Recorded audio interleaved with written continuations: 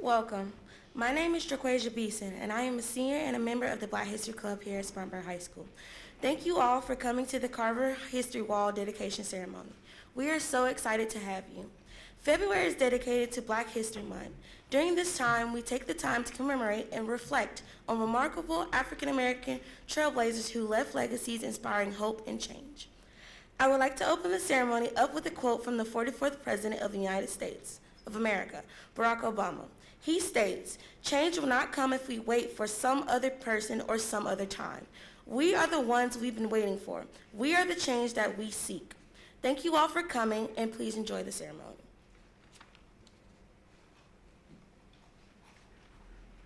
Hello, my name is Maddie Moore, and I'm a senior member of the Black History Club, and I'll be reading I Too by Langston Hughes. I too sing America. I am the darker brother. They send me to eat in the kitchen when company comes, but I laugh and eat well and grow strong. Tomorrow, I'll be at the table when company comes. Nobody'll dare say to me, "Eat in the kitchen," then. Besides, they'll see how beautiful I am and be ashamed. I too am America.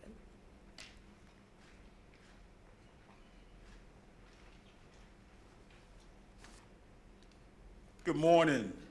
I'm Jerome Rice, and I'm responsible for a brief history of Carver High School. Mr. Jones found it fitting, since I was a little older than him, for me to give the history. But with that being said, Carver High School, pride of the South Side, opened on South Liberty Street in 1938 with grades 8 through 11. C.C. Woodson Jr. was the principal through most of the history as a high school. He was known to run a tight ship, highly respected in the community. Carver, through the years, had a faculty that inspired and led students in the studies of English, math, and science, catapulting many black students into professional careers. Through necessity, its educator adapted all kinds of innovative methods to educate Spartanburg black teenagers. During this era of Jim Crow and racial segregation, the textbooks were often hand-me-downs. Teachers regularly brought in magazines and newspapers into the classroom because they were not a staple at the student's home. Former students describe how Carver High School was an institution that reflected the drive of people to escape poverty and second-class living status. Teachers did not back away from the students. They demanded, got, and gave respect. They insisted on discipline. The teachers, coaches, and administrators at Carver held high expectations for the students in academics and extracurricular activities. Carver was a 3A high school in athletics, and its team excelled in basketball, football, track, among other sports, winning trophies, awards, and ribbons. Among the memorable teachers at Carver were Josephine Lyles, Miller Cunningham, Geraldine Curitan, George Swindler, Lola Taggart, Patricia Alexander, Janie Cooper, Wendell Pearson, Roy C. Henderson, John Abercrombie, and Albert Campbell. There were many others, and they left a lasting impression on thousands of students that came through the classroom doors. In 1970, schools in Spartanburg County were integrated, and Carver became a junior high school in 1971, serving both black and white students. In 2001, the old Carver building was torn down and made way for a more modern junior high school campus on the south side of Spartanburg. Mr. Jones, if you would indulge me, I thought at this time it would be fitting for us to sing the Carver alma mater. I don't know it, I do not, I know Spartanburg, but I do, for you guys that don't have some copies. And I need to know the tune. I hope I have enough. We just pass them back. You and Mr. I didn't want to read it. I didn't think I would do justice to reading it. Do we have enough?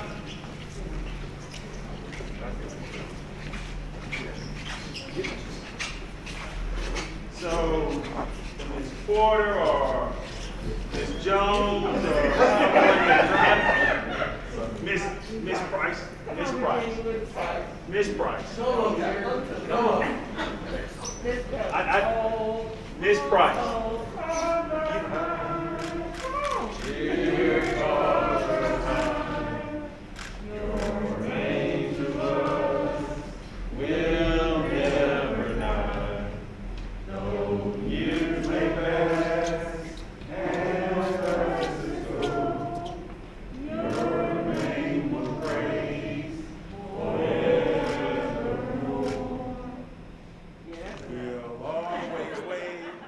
That's enough, but thank you for that brief history. Thank you for indulging me with the history.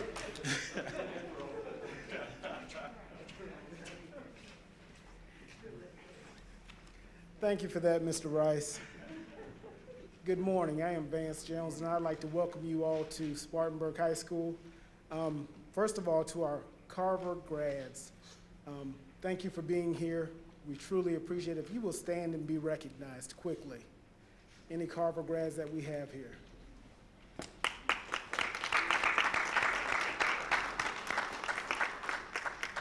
Thank you for being here with us this morning. We're excited to be able to dedicate this wall. If our Board of Trustees, any of our Board of Trustees members will stand and be recognized as well. And Ms. Porter, who is one of our Carver alumni, glad to have her here with us as well. But will our Board of Trustees please stand?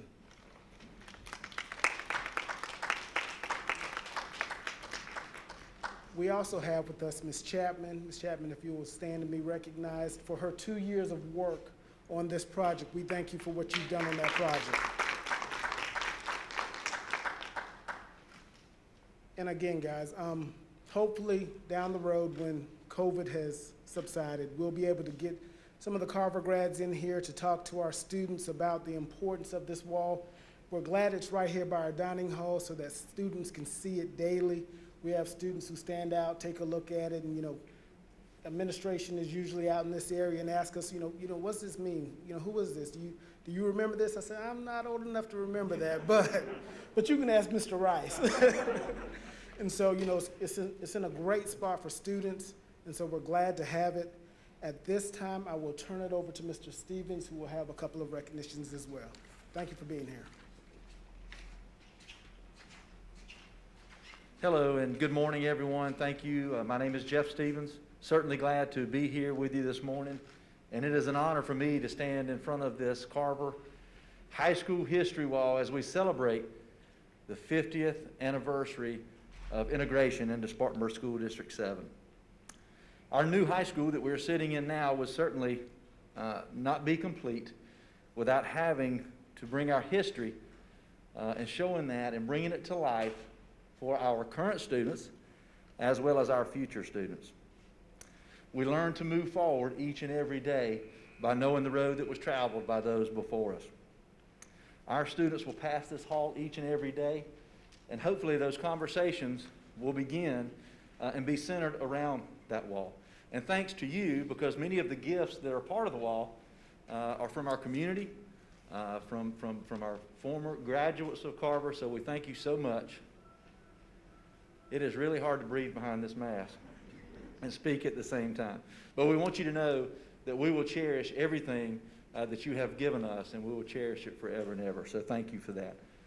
Also, this project would not be here today without the vision of Dr. Russell Booker.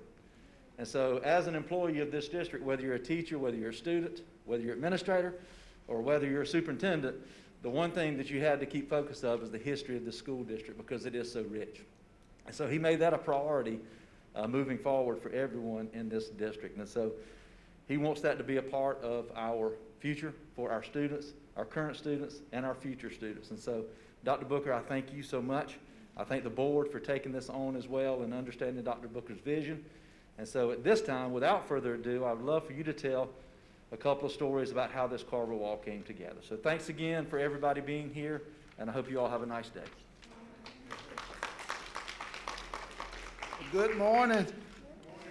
So I'm so glad that I was able to be a part of this because this was one of the most meaningful activities I took part in during my time here in District 7. So they've talked a little bit about the what with the wall. You'll learn about the how it came to be. I want to talk about the why for just a moment. So I came here in 2009 and wasn't born here, didn't grow up in District 7, but being the superintendent, I wanted to learn as much as I could about this district's history. So I can tell you who all the former superintendents are. I can tell you every school and the origin of that school's name. I've got chronicled every board member that served in this school district, the highs and the lows of this school district. But in 2013, when Spartanburg Community College renovated the downtown campus, they had an opening ceremony. And as I walked around that school, and many of you don't even know, that was the old Spartanburg High School. A lot of our students and teachers don't know that to this day. But as I walked around that building, I was taken aback by the school, but what really struck me was a history wall I saw that chronicled the life of Evans High School and the students and the beloved principals and all of those things. And as superintendent, I took great pride in learning about that history. But there was also an emptiness because it was only half the story, because of course schools were segregated during that time period. And as we started designing this building, one of the things I wanted to make sure we did was capture the history of this district, the complete history. So as you walk in, you'll see the clock that introduces you to the 1880s. As you look in the Fine Arts Pavilion, you'll see the sculptures. It tells a story, but these walls tell the real story. This was the challenge. At our district office, we've got yearbooks dating back to 1927 from Evans, the Scribbler and the Spartan. We didn't have a single yearbook from Carver High School. Not a single one. I called Cheryl Means because Cheryl knows everything at Spartanburg High. Cheryl, I need the Carver yearbooks. Can you get them to me? We don't have any Carver yearbooks. I called the library. Todd Stevens, can we get the yearbooks from Spartanburg High School? We only have one or two on the shelf. If you find some, let us know. We'd like to chronicle those. So it became apparent that so much of that history was lost. So what do? You turn to the community, because I heard the stories about Carver often from many of those individuals sitting in here today. So we assembled a group of people, of community leaders who all love this school, and you see them listed in your program. And what I can tell you, one of the joys of those 2 years was just sitting in those rooms and hearing their stories and the laughter. And we had to keep them on track because they could have talked all day, but it was so wonderful learning those stories from them. So I want to thank this committee for helping us to capture that history and holding us accountable to make sure that what we depicted on this wall was reminiscent of this school. The artifacts that you're going to see on this wall, they are not replicas. Those are real artifacts. And as I think about families and holding on to possessions, it should mean something to every last one of us that people didn't see it robbery to say, you can have my dad's state championship leather jacket. You can have that tiger. That tiger is not a replica. That tiger that you see, it traveled all over this state with our band, and with our cheerleaders, and with our athletic programs. That Bible that you see, that is somebody's Bible that they received as a young student while here at Carver. So I say that to our students especially, to underscore the importance of you taking care of that wall. It has been entrusted to you, students, from those past members, many of them whose family members are long gone. Muffet, thank you. Thank you for caring and wanting to get this right. I know you didn't sign up for 2 years, but you wanted to get this right. This white lady knows more about Carver than most people, I will say. And I've watched Muffet as she's grown over the years. I know she understands the stories, and most importantly, she sees the excellence that came about as a result of this school. And then most importantly, I want to thank the faces that you see on that wall, the stories, the places, and all of the ones that are not on that wall, because they laid a standard of excellence for every last one of us. Teachers who would tell James, tally, fix your collar, walk straight down the hallway. Teachers who would say to the students, where are any seniors in here who might get a little lazy? You may January, you might even February, but you will not March if you don't do right. A principal, Mr. Jones, who every day before he put that microphone down said, what you are to be, you are now becoming.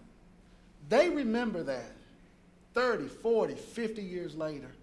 That's the excellence that was laid before us. And students, I don't want you to take that for granted. This is my challenge. The work is not complete. It is not complete. And I'm looking at everyone who's still working in this district. There's 50 years of history that we did not capture. We just ran out of time. And that's one of my regrets. 50 years. You need to know about the excellence that took place during integration. You need to understand the 4 national blue ribbons that this school won, becoming the first high school in the nation to do that. You need to know about the excellence in academics and the alumni who have stood before you. And I'm looking to the students right now. Building's 415,000 square feet, you've got plenty of wall space. And I want to challenge you to do it. But neither's Jerome, Mark Hodge. The vision was athletics. We would have a wall that captures 100 and something years of athletics in this school district. That work is not complete. And I want to challenge you to do that. Most importantly, students, I want you to understand that you need to become a part of this history. That legacy doesn't stop with these individuals. That wall is there to show you the history, but that wall is there to point you to the fact that you can do excellent things as well. And that is our challenge to you today. That is our challenge. It is hard to hit a target that you can't see, and this wall, I hope, will serve as a target of what you all can be. So thank you for making this a possibility for all of us. Thank you.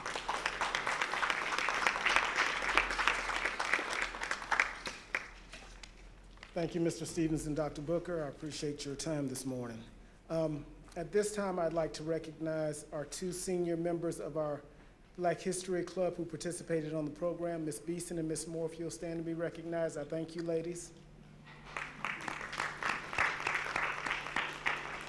And as well as our advisors, Ms. Rode, Ms. Jackson, Ms. Jack, thank you for what you ladies are doing this month. And to kick off our month of Black History celebration with this dedication of this wall is a fitting way. So thank you, ladies.